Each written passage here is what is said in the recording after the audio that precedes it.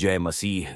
आप सभी प्रियजनों का हमारे YouTube एक में एक बार फिर से स्वागत है। यह हमें सिखाता है कि कुछ ऐसी बातें हैं जो सिर्फ हमारे और भगवान के बीच ही रहनी चाहिए। इन बातों को गुप्त रखना सिर्फ हमारे लिए ही नहीं बल्कि हमारे आध्यात्मिक जीवन के लिए भी जरूरी है। लेकिन यह हमारे निजी जीवन के लिए भी बहुत जरूरी है। हम सभी जानते हैं कि जीवन में कुछ ऐसी बातें हैं जो सिर्फ हमारे और भगवान के बीच ही रहनी चाहिए। लेकिन कई बार अज्ञानता के कारण या भावनाओं में बहकर हम इन बातों को दूसरों से शेयर नहीं करते।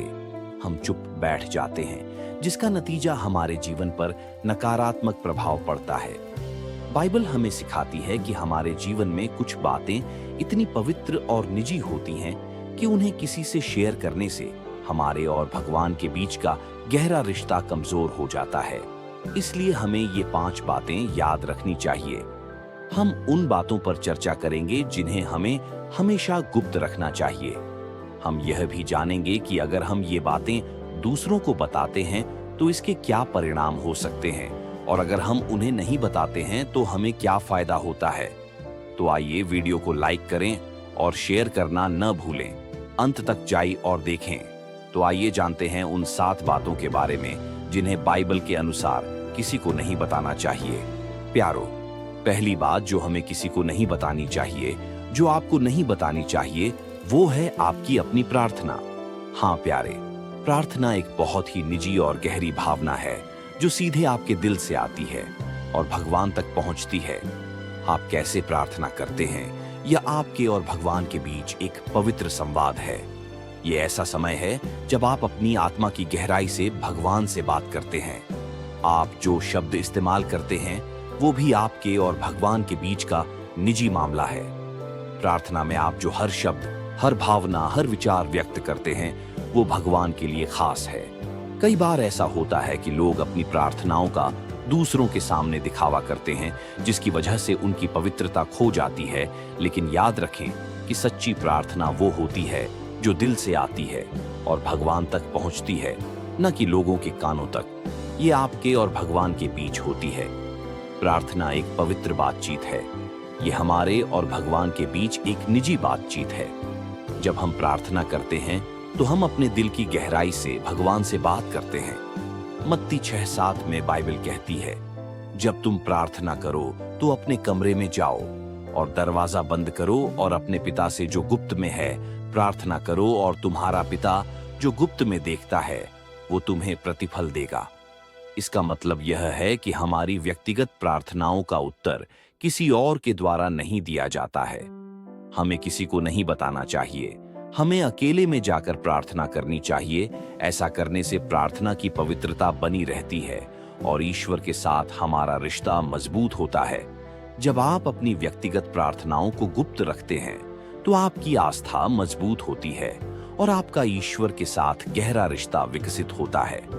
आप संबंध बना सकते हैं, आपकी प्रार्थनाएं अधिक प्रभावी होती हैं और ईश्वर आपको गुप्त रूप से आशीर्वाद देते हैं। इसलिए प्यारे, अपनी प्रार्थनाओं को अपने और ईश्वर के बीच ही रखें और उन्हें दुनिया से छुपा कर रखें। अब दूसरे बिंदु पर चलते हैं। दूसरा बिंदु जो हमें किसी के बारे में जानने की जरूरत है, जो आपको किसी को नहीं बताना चाहिए, वह है आपका दान और अच्छे कर्म। जब आप किसी की मदद करते हैं, किसी गरीब को दान देते हैं, तो यह काम गुप्त रूप से करना चाहिए।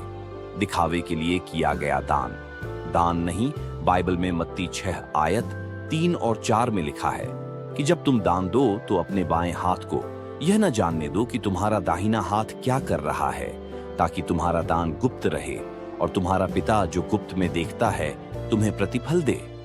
इसका मतलब है कि हमें अपना दान और सेवा गुप्त रखना चाहिए। ये सच्ची सेवा की निशानी है और भगवान इसे देखते हैं और आशीर्वाद देते हैं। जब आप किसी की मदद करते हैं तो इसके बारे में बड़ा मुद्दा बनाने के बजाय इसे अपने और भगवान के बीच ही रखें। देना आपकी आत्मा की पवित्रता और हृदय की उदारता को दर्शाता है। यह आपकी अच्छाई और उदारता का प्रमाण है। इसे दुनिया से मत छुपाइए। जब आप अपने अच्छे कामों को छिपाते हैं तो वास्तव में आप खुद को बड़ा दिखा रहे होते हैं। याद रखिए, आपका दान जरूरतमंदों तक पहुंचना चाहिए, न कि लोगों से प्रशंसा पाने के लिए। आपका उद्देश्य होना चाहिए कि आपका दान उन लोगों तक पहुंचे जिन्हें वास्तव में इसकी जरूरत है। दान देना एक पुण्य का कार्य है। इसे गर्व का कारण न बनाएं। यह एक ऐसा कार्य है जो आपके दिल को सुकून और आत्मा को शांति देता है। इसलिए इसे विनम्रता और सच्चाई के साथ करें। जब आप अपने दान और सेवा कार्य को गुप्त रखते हैं तो आपकी सेवा का सही मूल्य बना रहता है और भगवान आपको विशेष आशीर्वाद देते हैं। आपका दिल शुद्ध रहता है और आप सच्ची परोपकारिता की भावना का अनुभव करते हैं। अब तीसरी बात पर चलते हैं। तीसरी चीज जो हमें कभी किसी को नहीं बतानी। पद 2.129 में लिखा है, परंतु उसने मुझसे कहा, मेरा अनुग्रह तेरे लिए है। यह पर्याप्त है क्योंकि मेरी शक्ति कमजोरी में सिद्ध होती है। इसका मतलब है कि हमें अपने संघर्षों को गुप्त रखना चाहिए और ईश्वर से मदद मांगनी चाहिए। ऐसा करने से हमें आंतरिक शक्ति मिलती है और हमारा विश्वास मजबूत होता है। यदि आप अपने संघर्षों और कमजोरियों को सभी के साथ साझा करते हैं तो लोग आपकी समस्याओं का फायदा उठा सकते हैं। वे आपकी कमजोरियों का मजाक उड़ा सकते हैं और आपके आत्मविश्वास को कम कर सकते हैं। जब आप अपने संघर्षों और कमजोरियों को गुप्त रखते हैं तो यह आपके मानसिक और भावनात्मक स्वास्थ्य को प्रभावित कर सकता है। इसलिए आप आंतरिक रूप से मजबूत बनते हैं और आपका आत्मविश्वास बढ़ता है। आप ईश्वर के साथ एक गहरा रिश्ता बना सकते हैं और उनकी मदद और मार्गदर्शन प्राप्त कर सकते हैं। अब चौथी बात पर चलते हैं। चौथी बात जो हमें किसी को नहीं बतानी चाहिए वह है आपके सपने और लक्ष्य। आप जीवन में क्या करना चाहते हैं? अपने लक्ष्यों को हर किसी को बताने से आप उन्हें पूरा नहीं कर पाते हैं। इससे न केवल आप बहुत ज्यादा दबाव में आ जाते हैं, बल्कि आपको दूसरों की नकारात्मक ऊर्जा का भी सामना करना पड़ता है। ये नकारात्मक ऊर्जा आपके आत्मविश्वास को कम करती है और आपको अपने सपनों को पूरा करने से रोक सकती है। कई बार लोग आपकी सफलता से ईर्ष्या करते हैं और आपको अपने लक्ष्य हासिल करने से रोकने की कोशिश करते हैं। जानबूझकर वे आपको नुकसान पहुंचाने की कोशिश कर सकते हैं। यह ईर्ष्या और जलन आपके लक्ष्यों को नुकसान पहुंचाने के लिए कई तरह से प्रकट हो सकती है। इसलिए अपने लक्ष्यों को गुप्त रखें और जब तक आप उन्हें पूरा करने के लिए तैयार न हो तब तक उन्हें किसी से साझा न करें। मूर्ख मत बनो। यह गोपनीयता आपको अपने लक्ष्यों पर ध्यान केंद्रित करने में मदद करेगी और आपको बाहरी हस्तक्षेप से बचाएगी। याद रखें, काम करने से पहले उसके बारे में बात करना सफलता की राह में बाधाएं पैदा करता है। जब आप अपने लक्ष्य को गुप्त रखते हैं तो आप खुद को उन चुनौतियों और बाधाओं से बचाते हैं जो दूसरे लोग आपके रास्ते में डाल सकते हैं।